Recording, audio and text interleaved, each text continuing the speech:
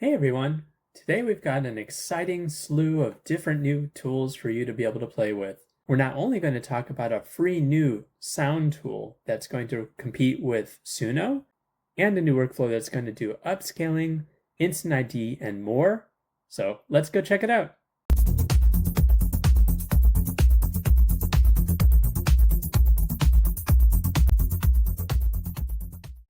Okay, first, I want to talk through a new tool that just was released called Sonauto.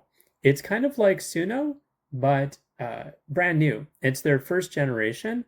It's super, super cool, completely free.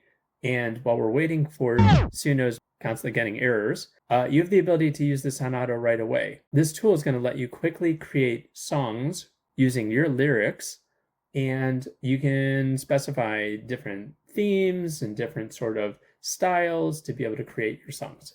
So I'm going to quickly show you how to use this tool for free. First, you're going to go to sonauto.ai, and you're going to be presented with this menu. Now, you may have to quickly pop in, Google or your kind of authentication, but again, it's completely free, and you'll be able to see, different popular songs that people have already kind of created. But you can create your own right away. You can click this Make a Song. So I'm going to create a new project called Make a Song. I might just call it Rockster Test. And you could do a very simple version as well as something a little more complex. The simple version, you can basically search for a style. So let's say I want a style similar to reggae. And there may be some different options here, so we're just going to choose one. And it basically gives you some suggestions to how the style is going to look. Now, you don't have to use this. You can actually just put it in here by yourself, but it's nice that it can trigger some options for you if you're not quite sure what to do. So in this case, I'm not going to use this suggestion, but I'm just going to say a reggae tune that talks about the recent advancements in AI. And then basically you hit generate. Now, one thing before I hit generate, you can also just create an instrumental track. So you don't have to use lyrics, which is kind of nice. And the quality you'll see is really awesome. So basically you click generate. It's also going to generate the lyrics from like a ChatGPT sort of service if you don't specify lyrics. And we'll show you how to do that in a sec. Okay, so you can see that the 3 different samples pops up right away. And again, these lyrics come from like a ChatGPT. And then also you can then just click and it'll start to play and you'll see the quality.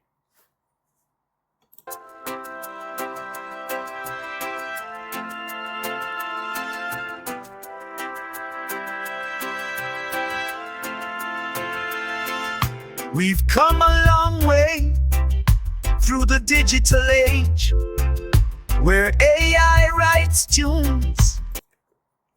So you can see the quality is pretty phenomenal. You could just keep on scanning through, and again, you can click on the other options to listen to what they sound like as well. You also can generate more within that same lyric set and style, or you can again edit the stuff that you've already provided, and you can see that it already kind of provided you the lyrics that were provided from that ChatGPT sort of integration, what they have set up. You also have the option to do a prompt boost, which I think enhances some of the styling as well.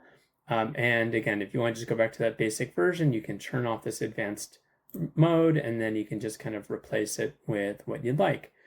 So it's very simple, again, to use to get to what you want. And then also, of course, within the song itself, you have a few different options to build this further. Now, one thing that's kind of cool, so this is about 1:40 with the option to extend it. So it's pretty competitive. The sound quality is pretty phenomenal as well. I'd have to say between the comparison I've seen between the 2 services, the phrasing is a little bit better on the Suno side, but really not that much. And this is a Gen 1 product, which is pretty phenomenal. So you can just imagine how much better it's going to get as they progress and iterate their development. But a couple things that you can also do on this site, which is really cool. First, when you can go to the share, first of all, you can name it. And then you can also download it. It can download as an MP4 or as an MP3 to share. You can get a link to it as well. You can also do the kind of what we call almost like app painting for audio. So basically, if you hit edit, you can change the length of where you want to potentially edit, and you can adjust it to the area you want to go. So if you wanted to, let's say, extend this song a little bit, you can basically take that and pull it out. And then all you just do is just regenerate this selected. And it's going to regenerate all additional audio. You can see it's already working right away to that original track. So it's really a cool option. You can pretty much put together a full-length track if you want to in less than a couple of minutes here. Another kind of cool option here is you can upload your own song. So if you upload your own song, you can then mess with it with lyrics and with the styling as well. You can do that right here.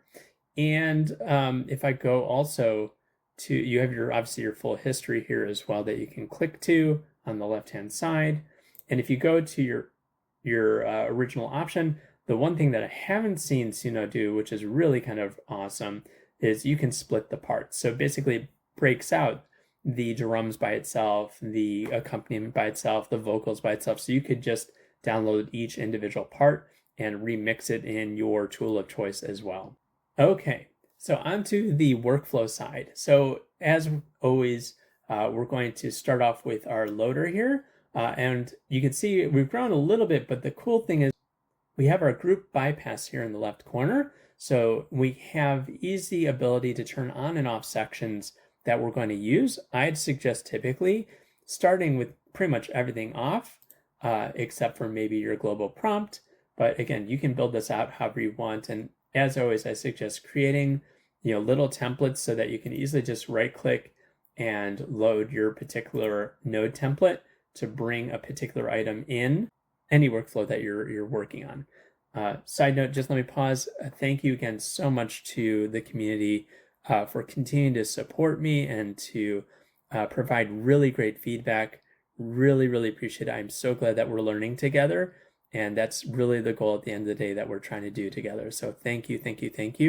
Please feel free to subscribe, click, share, get it into everyone's hands. The more subscribers, the more learning we do together as a community. Okay, first of all, the loading side, nothing new here, right? We're using our use everywhere as we have in previous videos. The sampler is as normal. The one thing I am doing a little bit differently, I am using a Lightning model. So the sampler and scheduler are a little different. We're using the DPM++, just SDE version, not 3 or 2, and using SGM uniform. This gets a really great result for Lightning, but you can see only 8 steps and a very low CFG. So I think that's going to be very helpful. And a lot of the Lightning models that are coming out really have a lot of great quality. And again, the speed is really unbeatable. Okay, so there's a few new items here that I want to talk through. So I'm going to just enable everything here and we will talk through all of them. Many times you're going to want to generate a larger image than normal. You may start with a 1024 by 1024. You may even start with a 512 by 512 if you're using, let's say, Stable Diffusion 1.5 instead of SDXL. And you're going to want to quickly upscale it. So there's a lot of different types of models. If you go into Google and just search ComfyUI, upscaling models, you'll get a website that has tons and tons that you can download. But I found, a few of them really that work well. I do use this load upscale model version though, which is great. It's a foundational node, so you don't have to download anything special. And all it is basically taking the image into this upscale image using model. And I'm then, again, using which model? I'm using this superscale 4 times. Again, you can choose the one that you want. They do little things differently in that website. Actually, it does a great job of kind of showing you the side-by-side, even with the sliders, show what the upscaling effect is. So that's really cool. So that's really great. Now, secondly, if you are dealing with faces a lot, right, especially in the foreground, as we've done in other videos, right, using face detail goes a long way to fix any sort of image glitches, facial glitches, or features that didn't quite generate well. So I have that listed here. Also, I have the Sapir Upscale. So we haven't really talked about this. This is a new sort of upscaling model. And I'm going to actually go through quickly the install of each of these items. But so there's a bunch of new nodes here that we're going to talk about here in a sec. And we're going to get into the instant ID too as well. So first of all, let's go into some of these quick installs. So first, there is a new version of IP Adapter out, version 2. It's a complete rewrite of the previous version. So definitely recommend, if you have not been playing with IP Adapter in the past, it is great. It is a huge, humongous improvement from where it's been. So definitely recommend going there. If we just quickly look at the Git page that's part of IP Adapter Plus, you can click on it from the Comfy Manager. I'm going to just zoom down, right? Always go down to that little installation section. That's where it kind of steps you through step by step of how to get this work. Here are the cool things that you'll need to make sure you do. There are 2 ClipVision models here. You are going to want to download them. It says download and rename because they just are downloaded as a generic name.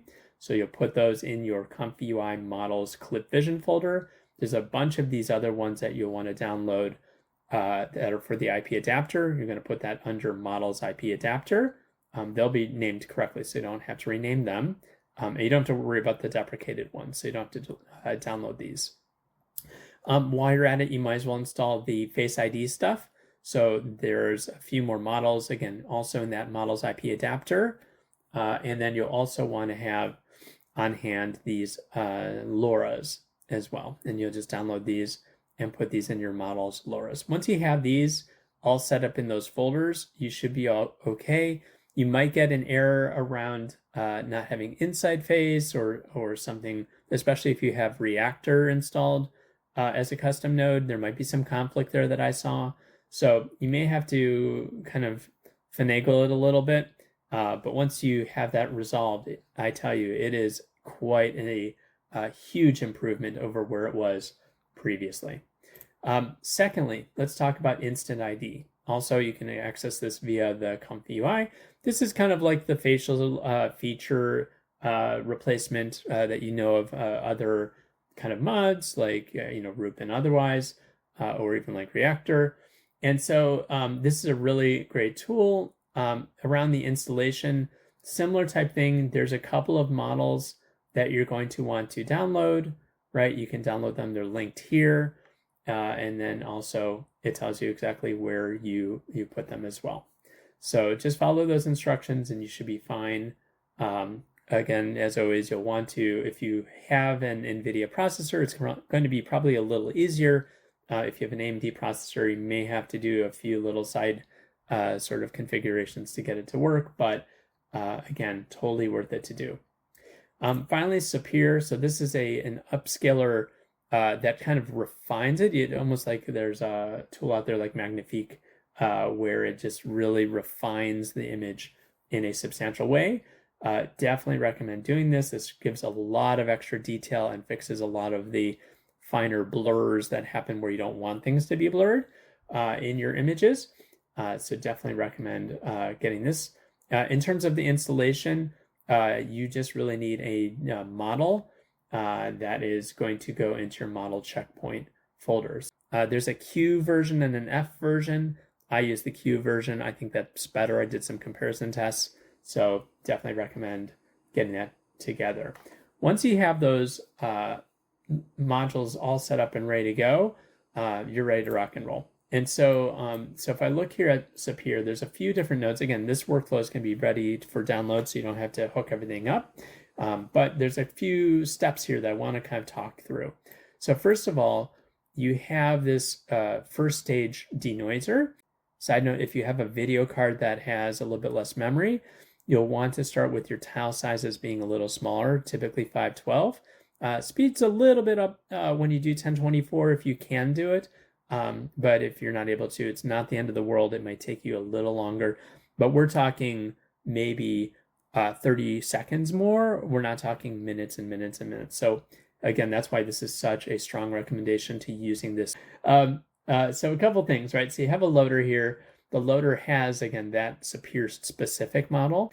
And then you're going to want to use your SDXL model. So it's actually using, again, an SDXL model to help it in doing this major tile re-rendering. So it's taking little bits across each of the pieces of the image and re-rendering those little squares, and then kind of puts it back together. So that's where you're going to have that SDXL model. So definitely use a strong model based on the type of image that you're doing. So if you have an animation, anime type of illustration type of image that you're upscaling, use a model that's going to be more towards illustration than anime. If you're doing more photorealistic, do photorealistic, you know, if you're doing 3D, et cetera, et cetera, et cetera. So you're going to want to go through that.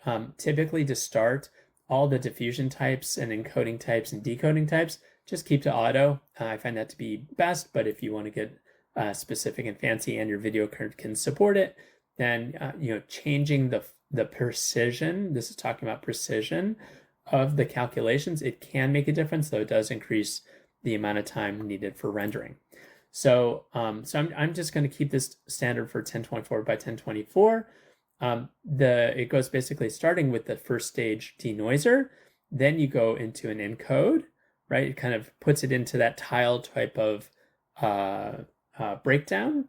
Then you're going to sample, and then you're going to decode. And you can see there's even a conditioner, right, where you can have some additional elements to talk through how it's going to re-render all those little tiles that it's broken it down into. So in this case, I kept it kind of generic, but you can definitely provide some additional details. Now note, this is an upscaler, so you're not going to do a major kind of reimagination of your image.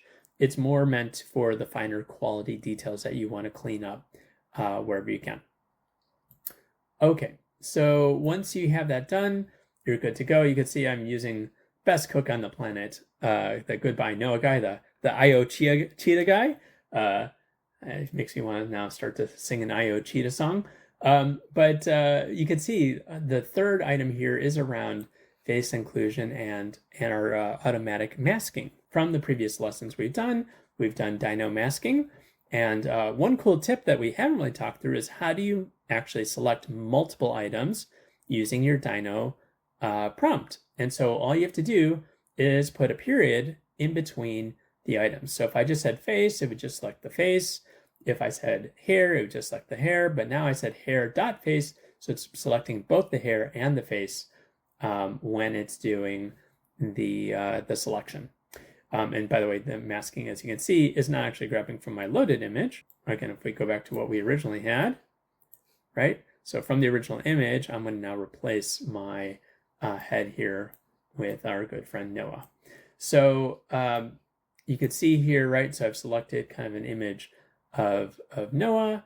And if also, it's going to require a checkpoint here. So again, you're going to want to play with this. This checkpoint is talking through all those like kind of sub details of the face that you want to render as part of this. And also, you're going to have a few new items as it relates to both the new IP adapter as well as instant ID. And so you'll want to play with this a little bit, right? You know, this is going to get better and better as it goes on, but you can see a few kind of call outs here. First of all, under the instant ID area, right? So we have a weight of 1.3. So at the end of the day, right, if I kind of take this back, what this is doing is it's creating almost like a LoRa, right? You're creating like a one image LoRa of the face to be able to pop in into the end result. And so it's creating a new model, which is going to go into your sampler. And you can see we have two of those. So, right, so they're going to basically kind of play into each other here. If I show you, right, so this is kind of like doing the IP adapter first, and then it's going into the instant ID, and then it's going to go into the sampler. So we're creating a model here. I'm heavily weighting, right, 130% for the instant ID. I'm also waiting at 100% for the IP adapter. Sometimes you'll want to increase it a little bit more, a little less. Also, I'm starting it here at 30% each. Sometimes you'll want to start it at 0. Sometimes you may want to start it at 50%. You're going to have to play with it as you see how the face renders, right? If angles are different, if there's finer details that you want to include, there's a fine line that you kind of come to what they call the uncanny valley, right? Where just something seems off. I'm also using a high step count here so that it has a lot of kind of detail that's kind of plugged into the final version, so that when the face exchange happens, that it will bring as much detail as possible. Again, of all the values you're going to want to play with, once you have the mask in a good spot, then, and by the way, you don't have to use Dino, right? You can use a manual mask. Now, one thing you may have a question about is, well, what are all these extra details going on here? So basically, we can see we have a face here, but we also have a background. So if I go into what's going on, right, we're doing a few different things here. First of all, you can see under the IP adapter, which is a unified loader, this is a new node that didn't exist before. We're focused on, in this case, faces, but this easily works for, and we're going to do a separate video on replacing, different textures and that sort of thing as well. So you can see that I'm actually removing the background of the image, and I'm even coloring it a little bit. So I basically take and I remove the background of this image. I then put it into this image effects adjustment, which is part of the Allure plugin. To change the brightness, I changed a little bit of the coloring to match the background of the scene, because when then you do a face exchange, you want the coloring to somewhat match, because otherwise that kind of dispels sort of the look and feel compared to the entire scene. So you can see I'm basically creating a black background with the face image, and then from there it's leading then into the IP adapter. So a lot of great stuff. I know it's a little bit technical, but I think if you understand what's going on, it's going to help you when you're trying to figure out what your end result is trying to be. So when you combine it all together, you're basically taking a full quick rendered scene in your lightning area.